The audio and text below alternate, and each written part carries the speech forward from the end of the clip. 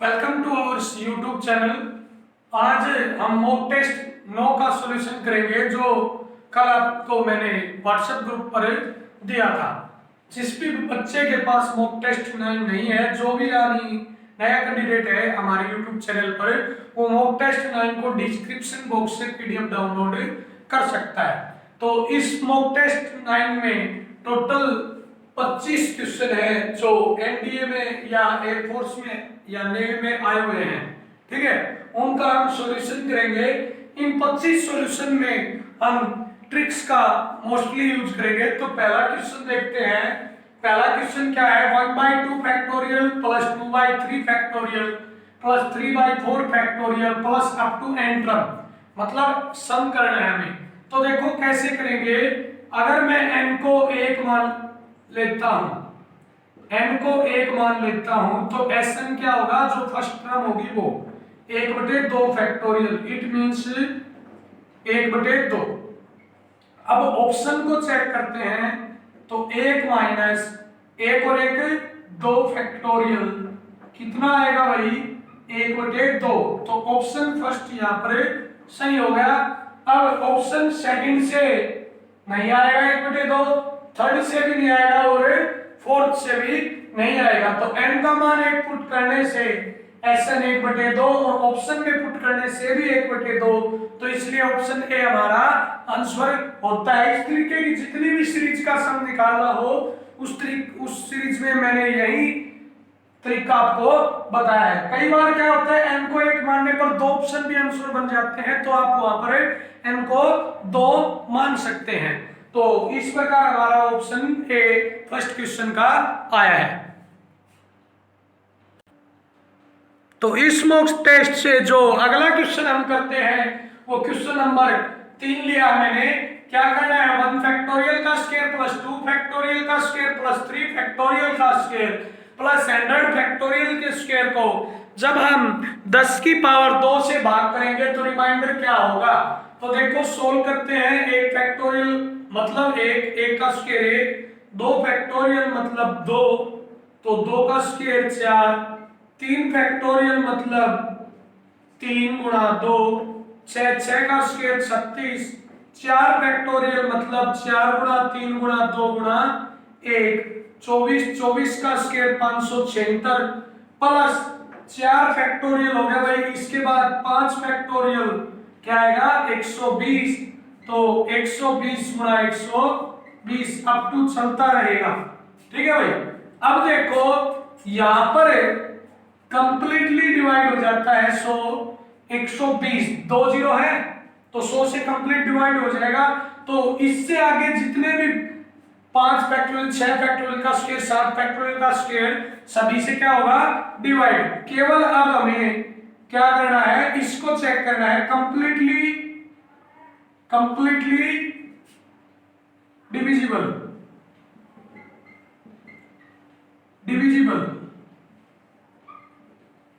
कहां से कहां तक? इससे आगे जितनी भी सीरीज होगी, ठीक है।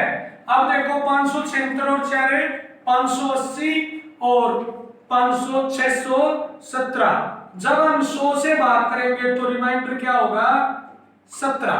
कितना होगा भाई रिमाइंडर? 17। देखो मैंने 1 फैक्टोरियल का स्क्वायर सोल्व किया, 2 फैक्टोरियल का स्क्वायर, 3 फैक्टोरियल का, 4 फैक्टोरियल का और 5 फैक्टोरियल के स्क्वायर पर डिवाइड हो जाता है। तो आगे 6 के पर भी होगा, 7 पर भी होगा, 8 पर भी होगा, मतलब इससे आगे सभी पर होगा। तो इसको हम सोल्व कर लेते हैं। 617 और 100 से भाग देने पर हमारा आंसर आ गया 17। जो मॉक टेस्ट में ऑप्शन क्या था? डी। ऑप्शन क्या था? डी। तो अगला जो क्वेश्चन लेते हैं हम मॉक टेस्ट 9 से, वो क्वेश्चन नंबर 6 है। ये क्वेश्चन नंबर 6 क्या है? y = a cos ωt plus b sin ωt। इसका हमें क्या फाइंड आउट करना था? Differential equation solution. क्या फाइंड आउट करना था? डिफरेंशियल इक्वेशन सॉल्यूट फाइंड करनी थी by eliminate a and b। तो फर्स्ट डेरिवेटिव करते हैं y1 a as it is cos ω का माइनस sin ωt और ओमेगा t का ओमेगा, इसी प्रकार b as it is sin का cos ωt और ओमेगा t का ओमेगा। अगेन डेरिवेटिव करते हैं, क्योंकि दो कांस्टेंट टर्म हो तो दो बार डेरिवेटिव करते हैं। साइन ओमेगा टी का कोस ओमेगा टी का ओमेगा, तो ये हो जाएगा minus a omega square cos omega t. इसी प्रकार यहाँ पर माइनस बी ओमेगा स्क्वायर, क्योंकि कोस का डेरिवेटिव माइनस साइन। अब देखो यहां से अगर मैं कॉमन लेता हूं किसको, ओमेगा स्क्वायर को, तो ये जो वैल्यू है किसकी होगी भाई, y की। किसकी वैल्यू होगी, y की। किसकी वैल्यू होगी भाई, y की। तो जो y2 बराबर है वो क्या आ गया, माइनस ओमेगा स्क्वायर y। ठीक है, दो बार डेरिवेटिव करने पर हमारा रिजल्ट आ गया y2 बराबर है माइनस ओमेगा स्क्वायर y, जो ऑप्शन है सी है। अब जो अगला क्वेश्चन लेते हैं मॉक टेस्ट 9 से, वो क्वेश्चन नंबर 5 लेता हूं मैं। क्वेश्चन नंबर 5 में क्या चेक करना है, 1 1 और ऑन 2। तो अगर लीनियर फंक्शन हो, मैंने बताया था linear function is always 1 1। Linear function is always 1 1।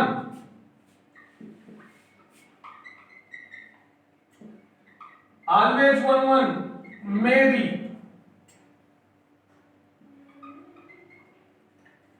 Always नहीं, मे बी, कंडीशन पर डिपेंड है, लेकिन मोस्टली 99% क्या होगा, 1 1। तो मान लेते हैं 1 1 तो है।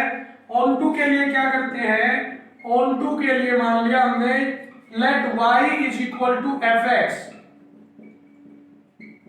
एक्स बटे 1 plus x by cross multiplication y plus y x बराबर है x माइनस एक्स वाई, और x is equal to y upon 1 minus y. अब देखो जब y की वैल्यू मैं इस कंडीशन के अकॉर्डिंग पुट करता हूं 0 से इंफिनिटी, तो x does not belongs to 0 से इंफिनिटी, क्योंकि क्या हो जाएगा, नॉट डिफाइंड हो जाएगा। जब हम एक को पुट करेंगे तो क्या करेंगे, एक को पुट करेंगे तो नॉट डिफाइंड, तो it is not on 2 but 1 1। तो 1 1 तो होगा लेकिन ऑन 2 नहीं होगा, तो ऑप्शन क्या होगा, ऑप्शन बी हमारा आंसर होगा। ऑप्शन बी हमारा आंसर होगा। अगला क्वेश्चन देखेंगे अब, तो अगला क्वेश्चन देखेंगे जो क्वेश्चन नंबर होगा मॉक टेस्ट 9 से। अगला क्वेश्चन देखते हैं हम, क्वेश्चन नंबर 7।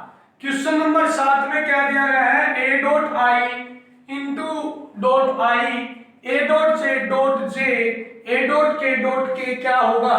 तो मैं इस जगह वेक्टर a को मान लेता हूं, वेक्टर a को मान लेता हूं i प्लस जे प्लस के, i प्लस जे प्लस के। अब देखो जब मैं इसकी a डॉट आई निकालूंगा तो i गुणा i 1, जे आई गुणा जे 0 और आई गुणा के 0, तो 1 आ गया भाई। इसी प्रकार देखो अब यहां पर मैं 1 पुट करता हूं, और जब मैं जे से गुणा करूंगा तो भी 1 होगा, और के से गुणा करूंगा तो भी 1 होगा।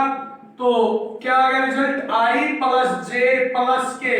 जो हमने वेक्टर माना था सेम हमारा वही रिजल्ट आ गया। जो ऑप्शन है शायद बी, आप चेक कर सकते हैं जो भी ऑप्शन है। ठीक है, अगला क्वेश्चन देखेंगे, क्वेश्चन नंबर 5, जो किससे है, इंटरवल से है, लीनियर इनइक्वालिटी, जो हमारा +1 क्लास का चैप्टर था उससे है। ठीक है, तो क्वेश्चन नंबर 8 को देखते हैं। क्वेश्चन नंबर 8 में आप ध्यान से देखें, हम पहले ऑप्शन ए को चेक करेंगे। ऑप्शन ए में मैंने x की वैल्यू अगर -7 पुट की तो -7 और -9, -2 -9 तो +9, तो ये पॉसिबल नहीं है, तो ऑप्शन ए गलत है। अब ऑप्शन बी को चेक करूंगा। ऑप्शन बी -3 पुट करता हूं तो -3 -2 5 बराबर है 5, बिल्कुल सही बन गया यहां तक। तो अगर मैं 7 पुट करता हूं तो 7 - 2 5 बराबर है 5, तो ऑप्शन बी हमारी इक्वेशन को संतुष्ट करता है, तो ऑप्शन बी हमारा आंसर होगा। सी भी नहीं करेगा और डी भी नहीं करेगा, तो इस प्रकार ऑप्शन बी हमारा आंसर है। देखो -3 पुट किया तो -5 मॉडुलस से +5, 7 - 2 5। तो ऑप्शन बी हमारा आंसर हो गया भाई। अगला क्वेश्चन देखेंगे जो मॉक टेस्ट 9 से जो अगला क्वेश्चन हम देखेंगे वो क्वेश्चन नंबर होगा क्वेश्चन नंबर 9। क्वेश्चन नंबर 9 में देखो क्या कहता है कि 2 डाइस आर थ्रोन, 2 डाइस को उछाला जाता है, तो टोटल केस कितने हो गए भाई 36। अब कहता है कि पहली जो डाई है उस पर तो हो 6 और जो दूसरी डाई है उस पर हो 2, तो फेवरेबल केस इस प्रकार से कितने होंगे 1। तो प्रोबेबिलिटी क्या होती है फेवरेबल केस बटे टोटल केस, तो फेवरेबल केस 1 टोटल केस 36, तो 1 बटे 36 हमारा आंसर होगा। ऑप्शन आप चेक कर सकते हैं, शायद बी ऑप्शन होगा, ठीक है, ऑप्शन क्या होगा बी। अब अगला क्वेश्चन देखते हैं, कंडीशनल प्रोबेबिलिटी से है, जो क्वेश्चन नंबर 10 है। क्वेश्चन नंबर 10 को देखेंगे तो अगला क्वेश्चन जो है कंडीशनल प्रोबेबिलिटी से है। क्या दिया गया है पी ए है 4/5 और पी ए इंटरसेक्शन बी दिया गया है 7/10। जो हमें फाइंड आउट करना है वो करना है P B by A, conditional probability of B when A is given. तो क्या फॉर्मूला था पी ए इंटरसेक्शन बी बटे पी ए, तो वैल्यू क्या दी गई है पी ए इंटरसेक्शन बी की 7/10, पी ए की 4/5, कैंसिल आउट करने पर 5 दूनी 10, 7/8। ऑप्शन आप चेक कर सकते हैं, जो ऑप्शन आपका होगा सी। अगला क्वेश्चन देखते हैं, अगला क्वेश्चन क्या है कि A B C D 4 coplanar vector है। क्या है 4 coplanar vector. If A B C D are coplanar vector, if A, B, C, D are coplanar vector, then cross product will be 0। Triple product भी क्या होती है 0। तो ये एक तरीके से क्या दी गई है ट्रिपल प्रोडक्ट ही दी गई है। A क्रॉस B पूछता है और फिर C क्रॉस D, तो रिजल्ट विल भी क्या होगा 0। रिजल्ट क्या होगा 0। अगला क्वेश्चन देखते हैं, ऑप्शन इसका था क्या नंबर क्वेश्चन का, ऑप्शन आप चेक कर सकते हैं। तो जो ऑप्शन है वो सी ऑप्शन है, जी आंसर है। अगला क्वेश्चन 12 नंबर क्वेश्चन है, जो रिलेशन एंड फंक्शन से है। हमें एक कंडीशन दी गई है ए और बी के बीच relation a minus b is less than equal to 1 on real number. तो हमें चेक करना है रिफ्लेक्सिव सिमेट्रिक ट्रांजेक्टिव। तो पहले रिफ्लेक्सिव देखते हैं। रिफ्लेक्सिव क्या होता है कि ए बिलोंग्स टू आर, तो a माइनस ए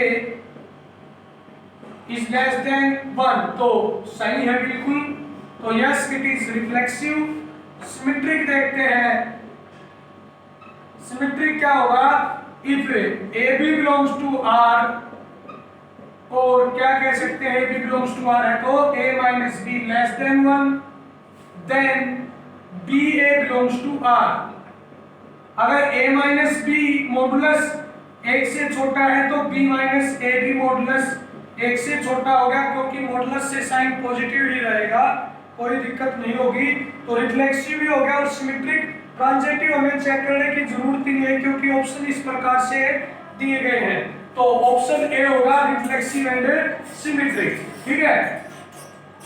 अगला क्वेश्चन है fx is equal to, question number 13, fx is equal to modulus cos x plus modulus sin x। हमें क्या फाइंड आउट करना है dy by dx at x is equal to 2π/3। तो अब देखो जो डेरिवेटिव होगा वो क्या होगा, कोस का साइन माइनस साइन होता है, वैसे मॉडुलस से तो प्लस साइन हो जाएगा, और साइन का कोस तो वैल्यू पुट करते हैं साइन 2π/3 प्लस कोस 2π/3। तो साइन 2π/3 √3/2 और कोस 2π/3 -1/2। तो ऑप्शन ए होगा, आप चेक कर सकते हैं, ऑप्शन ए हमारा आंसर होगा। कोस का डेरिवेटिव माइनस साइन मॉडुलस से प्लस साइन, साइन का कोस वैल्यू पुट करने पर sine 120 √3/2 cos 120 minus 1/2 option A. अगला क्वेश्चन है क्वेश्चन नंबर जो लिया है मॉक टेस्ट से क्वेश्चन नंबर 23। हम पहले वही क्वेश्चन कर रहे हैं जो जल्दी जल्दी सोल्व हो जाएंगे। fx is equal to 1/4x² plus 2x plus 1। हमें क्या निकालना है? मिनिमम वैल्यू फॉर मैक्सिमा और मिनिमा ऑफ डैश x को क्या पुट करते हैं? 0। तो डेरिवेटिव जब करेंगे तो इसको मैं यहाँ पर क्या लिख सकता हूँ? 4x² प्लस 2x प्लस 1 की माइनस 1। तो डेरिवेटिव क्या होगा? 1/4x² प्लस 2x प्लस 1 का होल स्क्वायर और माइनस होगा। अब एंगल का अंदर वाले टर्म का करते हैं तो 4x² का 8x और 2x का 2 और 1 का 0 इज इक्वल टू 0। ये जो टर्म है ये उस साइड जाके क्या हो जाएगी? 0। तो -8x - 2 बराबर 0, -8x बराबर है 2 और x बराबर है -2/8 -1/4। तो देखो डबल डेरिवेटिव तो चेक करने की जरूरत ही नहीं है क्योंकि मिनिमम पूछी गई है। तो x is equal to -1/4 minimum की वैल्यू होगी 4 गुना में 1/16 -2/4 प्लस 1।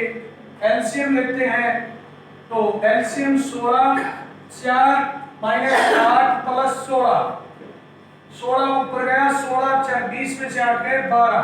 तो हमारा आंसर आ गया 4/3। हमारा आंसर आ गया 4/3। ऑप्शन आप चेक कर सकते हैं सी है या बी है। देखो फिर से रिपीट करते हैं for maxima minima derivative will be equal to 0। तो डेरिवेटिव क्या? 1 का क्या होता है? -1 जो भी है उसका स्क्वायर और फिर अंदर वाले टर्म का 4x² का 8x प्लस 2 बाई कंपैरिजन ये गुणा में जाएगा 0 -8x - 2 बराबर 0। x की वैल्यू -1/4 पुट करने पर मिनिमम वैल्यू आ गई 4/3। जो ऑप्शन क्या है? Option A. अगला क्वेश्चन नंबर देखते हैं क्वेश्चन नंबर 24। क्वेश्चन नंबर 24 में क्या कहता है कि एक रेक्टेंगल है उसकी लेंथ को 40% इंक्रीज किया जाता है।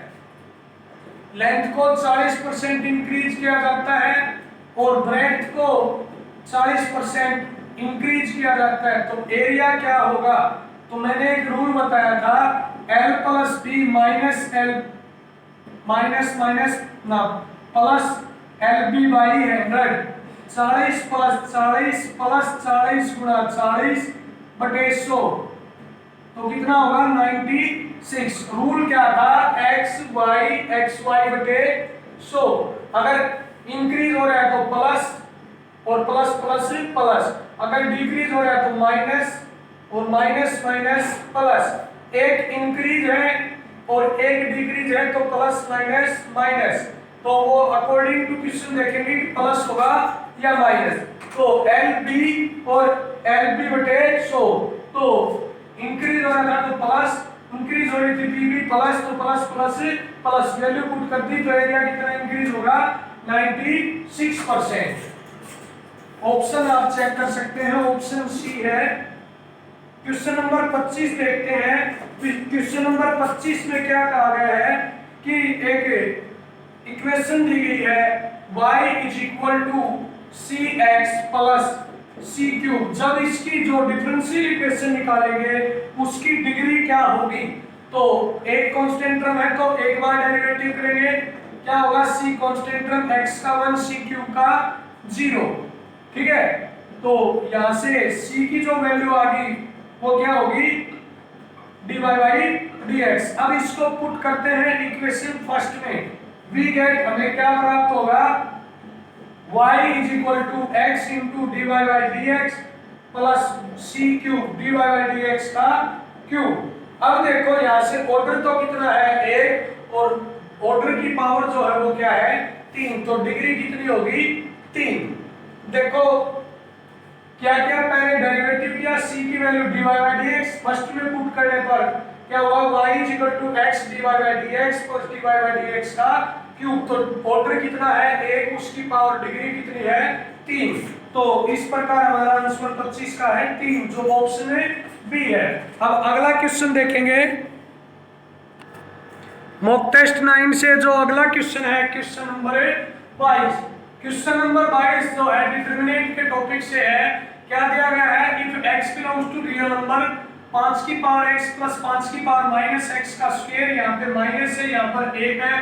इसी प्रकार 2 की पावर x प्लस 2 की पावर माइनस x का होल स्क्वायर, 7 की पावर x प्लस 7 की पावर माइनस x का होल स्क्वायर। अगर हम इसको सब्जेक्टिव रूल से सोल्व करेंगे तो बहुत ही लेंथी क्वेश्चन होगा, तो मैं यहाँ पर मानता हूँ easily x is equal to 0। जब हम x को 0 मानेंगे तो किसी की पावर 0 हो क्या होगा 1, क्योंकि 5 की पावर 0 ले लो 1, 5 की माइनस 0 ले लो, बात वही है 1।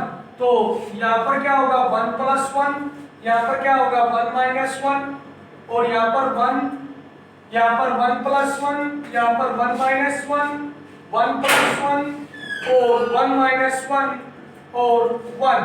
अब देखो क्या होता है 2 2 2 0 0 0 1 1 1।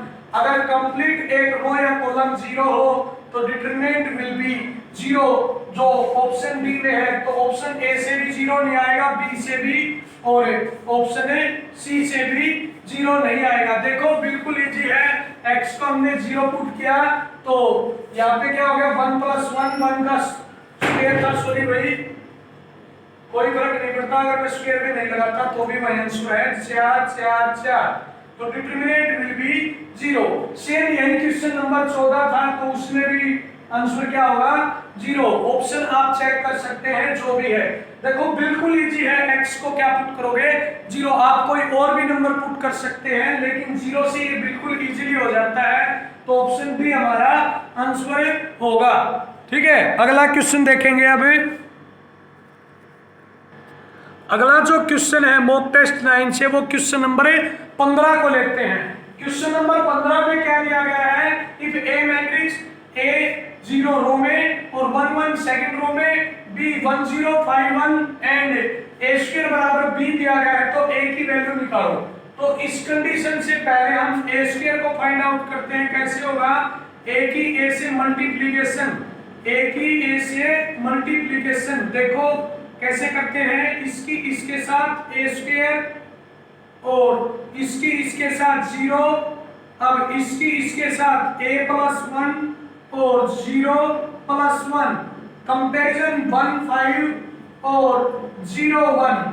नाउ A स्क्वायर बराबर है 1 और A बराबर है प्लस माइनस 1। यहां से कंपेयर किया भाई, मल्टीप्लिकेशन करने के बाद मैट्रिक्स की मल्टीप्लिकेशन साइड सभी को आती होगी, और यहां से A plus 1 is equal to 0 और A is equal to minus 1। एक बार फिर से चेक करते हैं, A 0 1 1 A 0 1 1। पहले यहाँ पर मल्टीप्लिकेशन करता हूँ, A की A के साथ 0 ना सॉरी A स्क्वायर 0 की 1 के साथ 0, अब A की 0 के साथ 0 0 की 1 के साथ 0, क्या होगी मल्टीप्लिकेशन में मिस्टेक है भाई।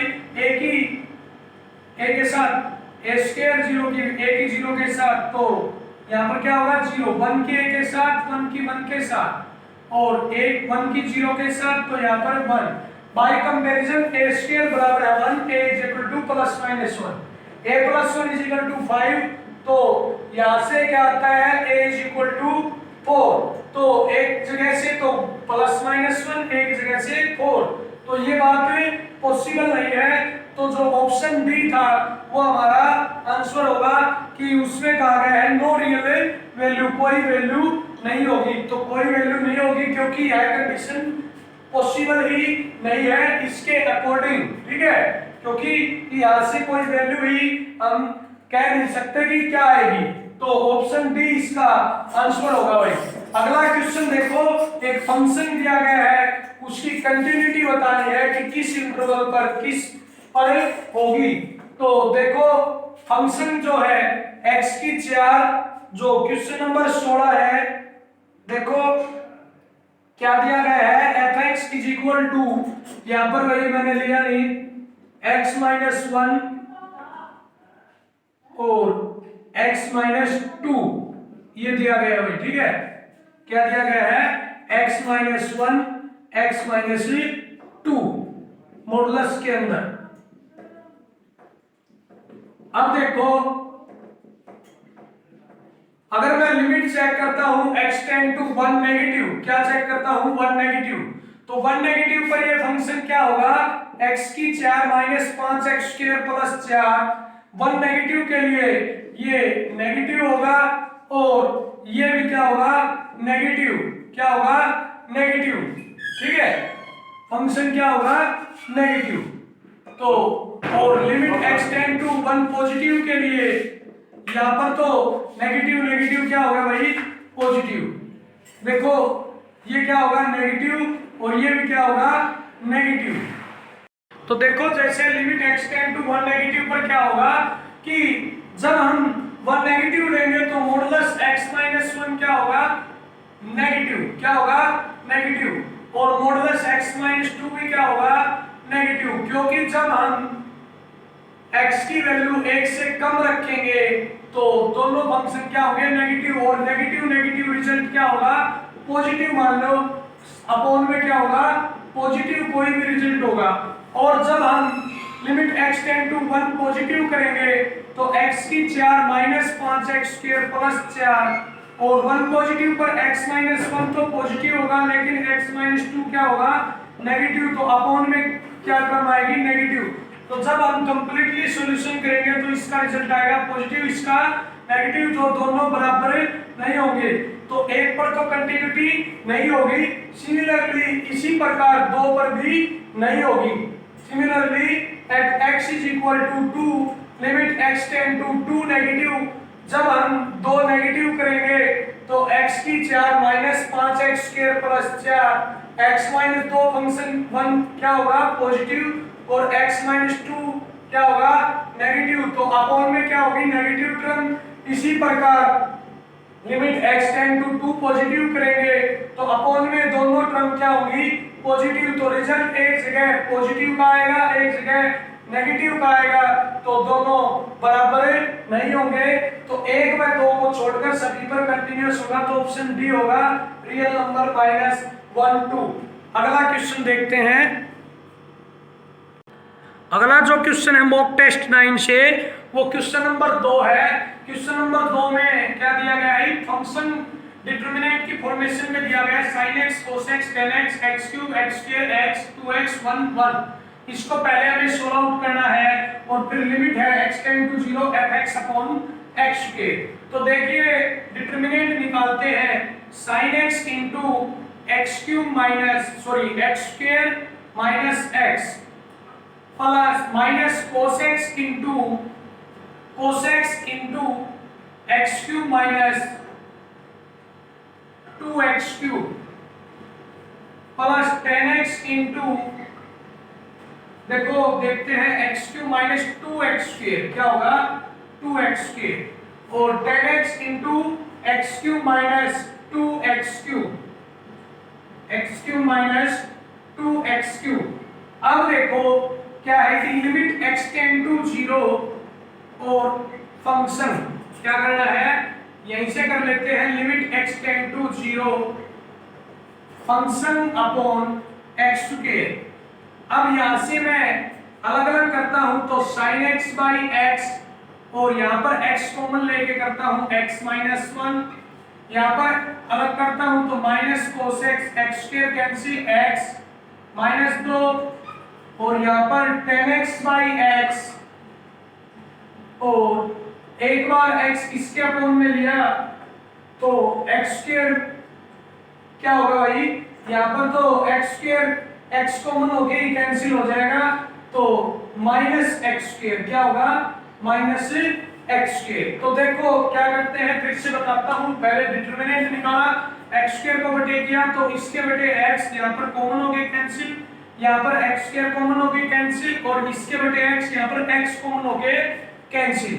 अब देखो जब मैं पुट करता हूं तो लिमिट 0 पुट करने पर ये तो क्या होता है 1 घटा 0 घटा 1 cos 0 1 और 0 घटा 2 और माइनस 0 का स्क्वायर तो ये तो क्या हो जाएगा 0 क्योंकि 1 इंटू 0 0 तो 0 minus 1 minus 1 plus minus minus plus 2 और प्लस 0 तो रिजल्ट क्या आ गया 1। ऑप्शन आप चेक कर सकते हैं, देखो पहले डिटरमिनेंट किया, फिर x स्क्वायर को अलग अलग बटे किया, लिमिट 0 पुट करने पर ये 1 0 -1, ये cos 0 1 0 -2 और यहाँ पर 0, तो ये 1 होता है 1 × 0 0। सॉल्यूशन करने पर हमारा आंसर हो गया 1। हमारा आंसर हो गया 1। ऑप्शन आप चेक कर सकते हैं, ठीक है। अगला क्वेश्चन है मैट्रिक्स से है, मैट्रिक्स से और मैथमेटिकल इंडक्शन पर बेस्ड कह सकते हैं कि एक मैट्रिक्स दी गई है और कंडीशन भी दी गई है n ग्रेटर देन 2। तो जब मैं n को 2 मानता हूं तो हमारा रिजल्ट an = a² और ऑप्शन ए पुट करने पर 2a - n - i, तो क्या आता है 2a - i, a² बराबर है, और यही यहाँ पर क्वेश्चन में दिया गया, तो ऑप्शन ए हो सकता है, ऑप्शन ए हो सकता है। लेकिन अब देखिए ऑप्शन बी भी पॉसिबल है जब n = 2 लेते हैं। अब देखो अगर मैं n को 3 पुट करता हूं तो an क्या होगा a³ और जो ऑप्शन ए है वो क्या होगा 3a - 2i। ऑप्शन ए क्या होगा 3a - 2i। अब देखो कि a³ होगा या नहीं होगा 3a - 2i। a³ को लिख सकता हूं मैं a² × a, a² क्या है 2a - i × a और 2a² - ai और a² की वैल्यू 2a - i और ai 4a - 2i और -i, तो 4a - 3i। एक बार ध्यान से देखें a³ क्या होगा, a³ क्या होगा, तो a² × a, a² की वैल्यू 2a - i × a, तो 2a² - i, तो a² की अगेन वैल्यू पुट करेंगे 2a - i, तो 2 दूनी 4a - 2i, तो 4a - 3i, तो क्या बनता है 2a, क्या बनता है यहां पर पुट करते हैं 3a - 2i,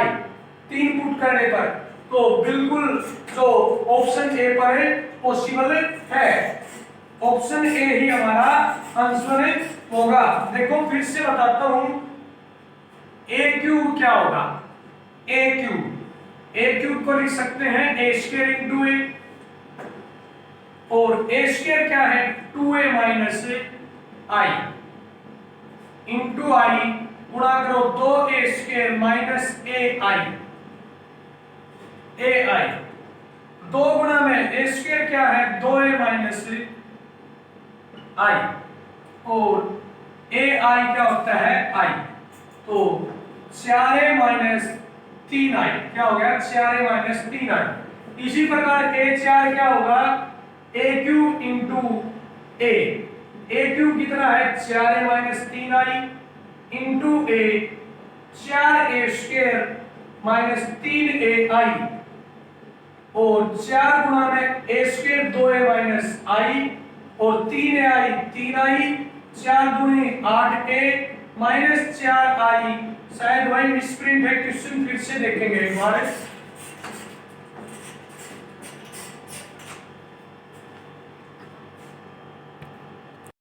तो क्वेश्चन नंबर जो 20 है हमारा, एक मैट्रिक्स दी गई है A और सब्जेक्ट a² बराबर है 2a - i, तो हमें a की n देखना है। a की n क्या होगा, जब मैं n को 2 मानता हूं तो a की n होगा a² और ऑप्शन ए से क्या होगा, ऑप्शन ए जो है n - 1 × i, तो 2a 2 - 1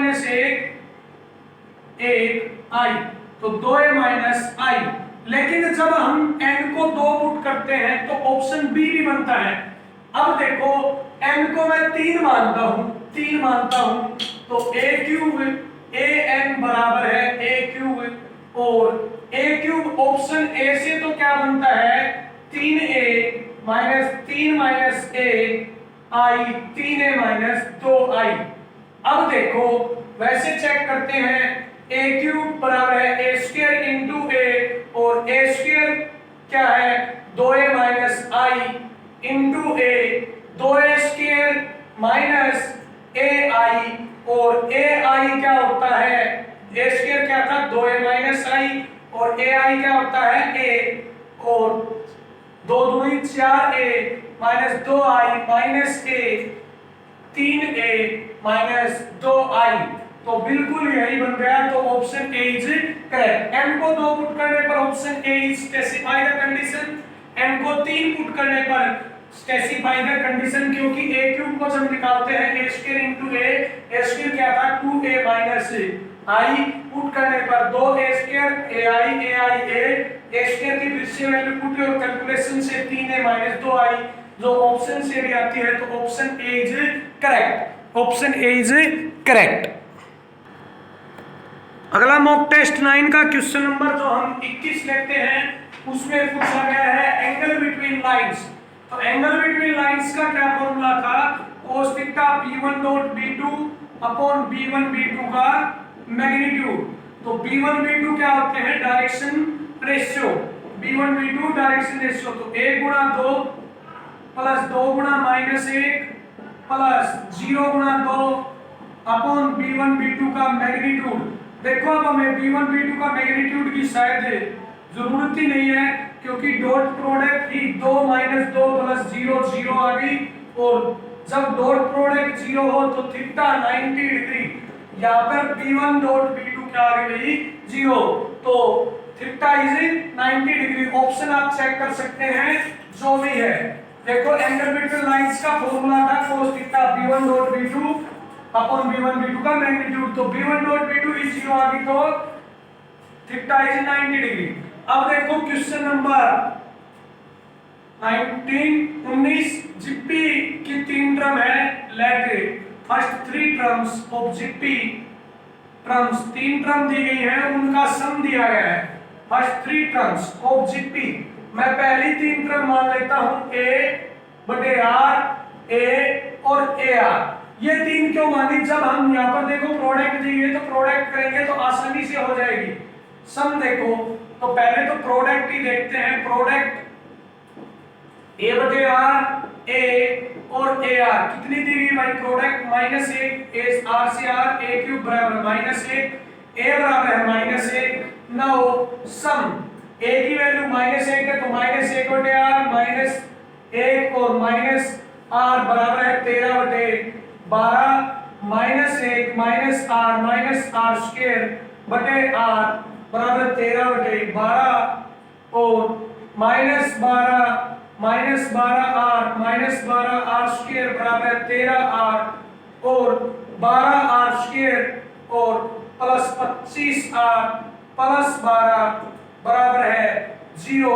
जब हम सोल्व करेंगे तो r की वैल्यू -3 बटे 4 और -4 बटे 3 होगी, जो ऑप्शन क्या है ए। देखो मैंने पहली 3 प्रमाणे a बटे r ar और a और ar, प्रोडक्ट क्या -1 जहां से a की वैल्यू -1 पुट करने पर ये आई और इनका सम 13 बटे 12, कैलकुलेशन से क्वाड्रेटिक इक्वेशन मिली और क्वाड्रेटिक इक्वेशन को सोल्व करने पर r बराबर -3 बटे 4 और -4 बटे 3, जो ऑप्शन है ए है, ऑप्शन है ए है। क्वेश्चन नंबर 18 देखेंगे। क्वेश्चन नंबर 18 में क्या दिया गया है कि एक कपल है, कपल कितने हैं 3 कपल है, कितने कपल दिए गए हैं, कपल दिए गए हैं भाई 3 कपल। कपल का मतलब आपको पता हो गया जिनकी शादी हो चुकी हो जोड़े, और 6 सीटें दी गई हैं। कितनी सीट दी गई हैं 6। अब क्या कहता है कि इन्हें बैठाना है, number of page in seat पर बैठाना है, तो नंबर ऑफ पेज क्या कहा गया है इन विच suppose can be seated, suppose can be seated, suppose can be seated next to each other, एक दूसरे से आगे पीछे होने चाहिए, next to each other। तो देखो कैसे कह रहा है कि हस्बैंड है उसके साथ वाइफ, हस्बैंड है उसके साथ वाइफ husband है उसके साथ wife, तो कितने केस हो गए भाई ये 3 फैक्टोरियल, 1 2 3 3 फैक्टोरियल, 3 गुणा 2 6 फैक्टोरियल क्यों लिया क्योंकि 3 तो ये हो गए। अब ये ऐसे भी तो बैठ सकते हैं वाइफ हस्बैंड और वाइफ हस्बैंड, तो कितने हो गए भाई 3 फैक्टोरियल बोल सकते हैं या 3 गुणा 2, 3 और 3 6 भी बोल सकते हैं। अब देखो सीटिंग अरेंजमेंट वैसे क्या होगी, ये कितने हो गए भाई 2, each couple can be seated, एक कपल किस प्रकार बैठ सकता है, each couple can be seat, कितने हो गए भाई 2, तो इन 2 के बैठने के तरीके 2 फैक्टोरियल, कितनी सीट ली ने क्या तरीके 3, तो 2 फैक्टोरियल का क्यूब, टोटल अरेंजमेंट कितनी होगी, टोटल अरेंजमेंट या बेज 6 गुणा में 2 फैक्टोरियल गुणा 2 फैक्टोरियल गुणा 2 फैक्टोरियल 6 गुणा में 8 48 आंसर होगा भाई। फिर से बताता हूं कि उन्हें कैसे बैठाना है, husband wife next to each other या wife husband next to each other, husband wife wife husband wife husband wife husband, कितना हो गए 6 केस, 3 2 3 गुणा 2 6 या 3 3 6।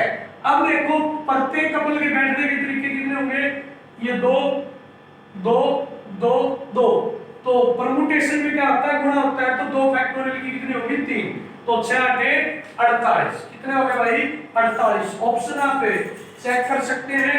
अगला जो क्वेश्चन करते हैं वो टेस्ट से, वो क्वेश्चन नंबर 17 को लेते हैं।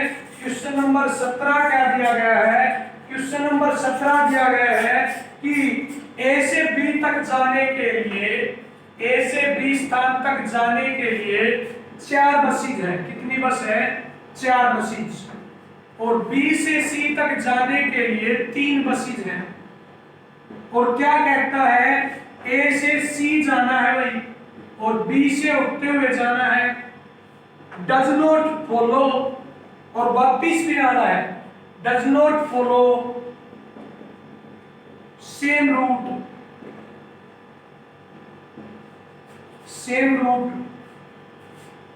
अप गो एंड बैक, जाना भी है और वापिस भी आना है। तो देखो भाई ए से बी को गया तो उसके पास कितने तरीके थे, 4 तरीके, कितने तरीके थे, ए से बी को जाने के लिए उसके पास 4 तरीके हैं, और बी से सी को जाने के लिए कितने तरीके हैं 3। तो जब वो जाता है तो उसके पास तरीके हैं 4 गुणा 3 12, और जब वो वापिस आएगा तो वापिस आते वक्त ए से बी गया था, बी से सी, अब सी से बी आएगा, सी से बी आने के लिए उसके पास कितने तरीके बाकी रह गए, 3 में से एक बस तो यूज कर नहीं सकता तो 2, और बी से आने के लिए 3, तो कितने हो गए भाई 2 गुणा 3 6। टोटल अरेंजमेंट अभी मैंने बताया कि परमुटेशन में प्रोडक्ट होती है, तो 12 गुणा 6 72। फिर से बताता हूं, ए से बी में जाने के लिए 4 बसेज है, बी से सी 3 बसेज है, गो जाते वक्त 4 गुणा 3 12, आते वक्त सी से भी आता है तो वही बस यूज नहीं करनी, तो 3 में से एक को यूज कर चुका है तो 2, बी से 4 में से एक को यूज कर चुका है तो 3 2 3 6, टोटल 12 गुणा 6 72। ऑप्शन आप चेक कर सकते हैं, शायद ऑप्शन ए हो सकता है। अगला क्वेश्चन देखेंगे, हमारा क्वेश्चन नंबर 6 जो बाकी है मॉक टेस्ट का, उस क्वेश्चन में क्या दिया गया है कि set of the points where fx is equal to integer greatest integer function x plus 1 minus x integer, ठीक है, और modulus is not differentiable in, तो देखो क्या है -1 से 3 के बीच, तो जब मैं इसको मानता हूं if -1 से 0 के बीच मानता हूं तो क्या होगा, देखो -1 से 0 के बीच, तो -1 और 0 के बीच ग्रेटेस्ट इंटीजर क्या होगा, -1 और 0 के बीच ग्रेटेस्ट इंटीजर क्या होगा, -1, क्या होगा -1, और मॉडुलस क्या होगा 1 माइनस x, तो हमारा रिजल्ट आएगा -x। इसी प्रकार 0 से 1 के बीच लेता हूं तो ग्रेटेस्ट इंटीजर क्या होगा 0, क्योंकि greatest integer function left side की तरफ जाता है, और 0 से 1 के बीच कोई भी वैल्यू इसमें अगर हम पुट करते हैं तो फंक्शन क्या होगा 1 माइनस एक्स। तो बाय कैलकुलेशन 1 माइनस एक्स, जब 1 और 2 के बीच लेंगे तो वही greatest integer function left side 1, और 1 और 2 के बीच अगर मैं कोई भी डिजिट पुट करता हूं, मान लो 1/2 पुट कर दिया तो ये क्या होगा 3/2 पुट कर दिया तो ये क्या हो जाता है नेगेटिव। तो इसका नेगेटिव जो होगा वो क्या होगा, जब मैं 1 माइनस एक्स के अंदर कोई भी 1 व 2 के बीच संख्या पुट करूंगा तो ये रिजल्ट क्या होगा नेगेटिव होगा। क्या होगा नेगेटिव। तो मैं क्या ले सकता हूं x माइनस 1, क्या लिया मैंने x माइनस 1, और रिजल्ट से क्या आ गया x। इसी प्रकार 2 और 3 के बीच लूंगा तो इंटीजर फंक्शन ग्रेटेस्ट इंटीजर 2 और 2 और 3 के बीच पुट करने पर फिर से नेगेटिव, तो x माइनस 1 1 माइनस x का, तो रिजल्ट आ गया 1 प्लस x, और 3 लेने पर 3 ग्रेटेस्ट इंटीजर फंक्शन 3, और यहां पर 3 पुट करने पर 1 माइनस 3 माइनस 2 और प्लस 2। अब देखो इसका ग्राफ बनाते हैं तो पता हमें चल जाएगा। ग्राफ देखो,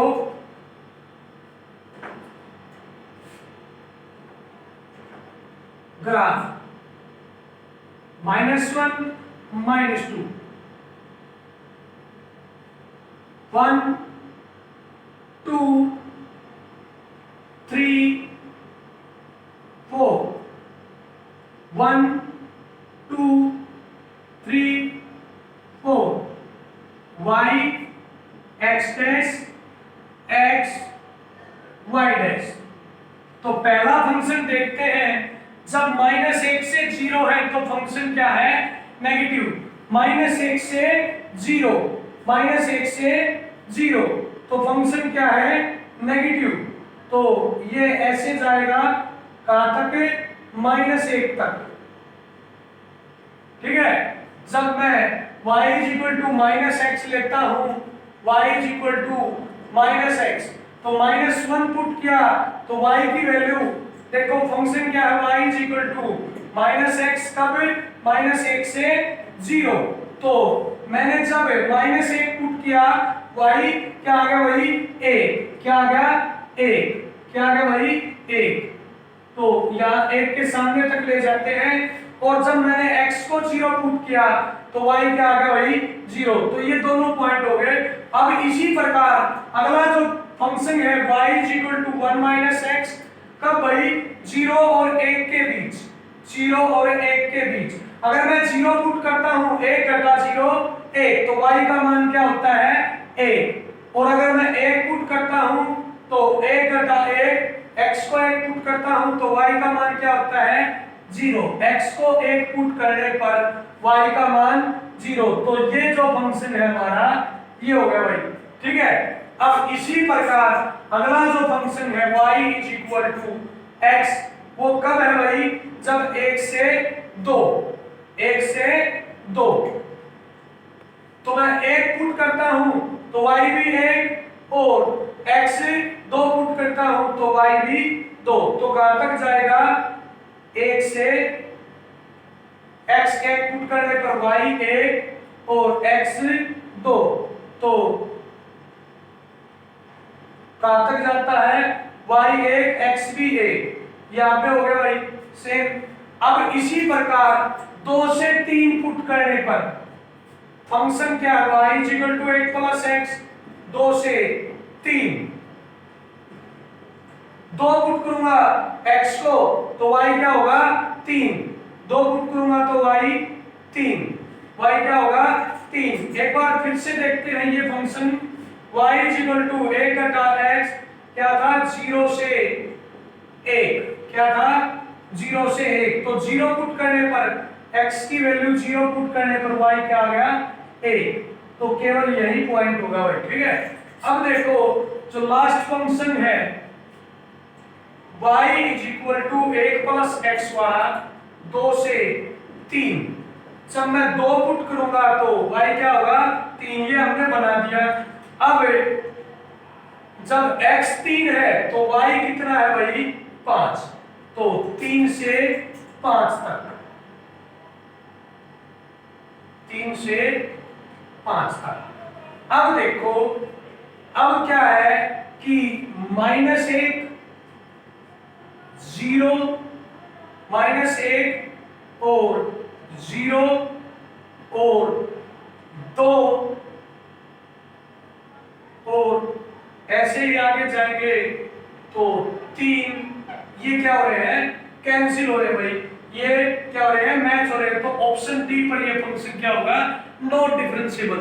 अगर किसी बच्चे को समझ में नहीं आया हो तो आप मेरी डिफरेंशिएबल डेरिवेटिव चेक करने की जो एक्सरसाइज है, function is not differentiable, not derivative और डेरिवेटिव वाली एक्सरसाइज देखे। पहले हमने एक फंक्शन बनाया, उसके बाद ग्राफ प्लॉट किया, तो ग्राफ कहां पर मैच हो रहा है, -1 0 2 सॉरी माइनस डी नहीं होगा भाई, सॉरी, किस किस पर मैच हो रहा है, x की वैल्यू 0 और यहाँ पर 1 2 3, कौन सा ऑप्शन होगा, सी ऑप्शन। किस पर मैच हो रहा है, 0 1 2 3, ठीक है भाई, तो ऑप्शन क्या होगा, सी।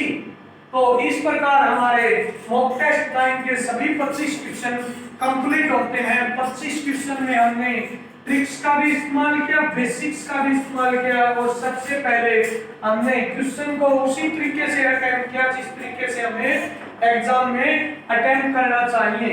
सबसे पहले हमने जो एग्जाम पेपर में हमारे मॉक टेस्ट में इजी क्वेश्चन थे सबसे, उनको किया, उसके बाद हार्ड क्वेश्चन को किया। आप पहले क्वेश्चन पेपर को पढ़ेंगे, उसके बाद इजी जो भी क्वेश्चन आपको आते हैं उनको अटेम्प्ट करेंगे, जिससे आपका टाइम मैनेजमेंट सही रहेगा। और उसके बाद हार्ड क्वेश्चन को आप देखेंगे अगर आपका टाइम बचता है। मैं पहले भी बता चुका हूं, सबसे पहली बात एग्जाम को क्लियर करने के लिए टाइम मैनेजमेंट जरूरी है। क्या जरूरी है, टाइम मैनेजमेंट। टाइम मैनेजमेंट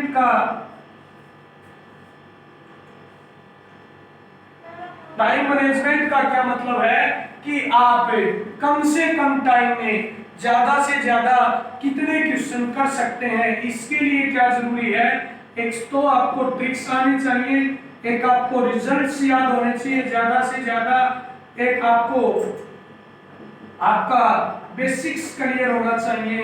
और ये सभी चीजें कब होंगी, जब आप ज्यादा से ज्यादा प्रैक्टिस करोगे, क्योंकि प्रैक्टिस करने से आपका रिजल्ट्स भी आपको याद हो जाएंगे और बेसिक्स भी और ट्रिक्स भी अपने आप बना लोगे और सीख लोगे। आज के लिए इतना ही काफी है, कल मिलते हैं मॉक टेस्ट 10 में। आपको अगर वीडियो अच्छी लगी तो आप लाइक शेयर व सब्सक्राइब जरूर करें, लाइक शेयर व सब्सक्राइब जरूर करें। धन्यवाद, आज के लिए इतना ही काफी है।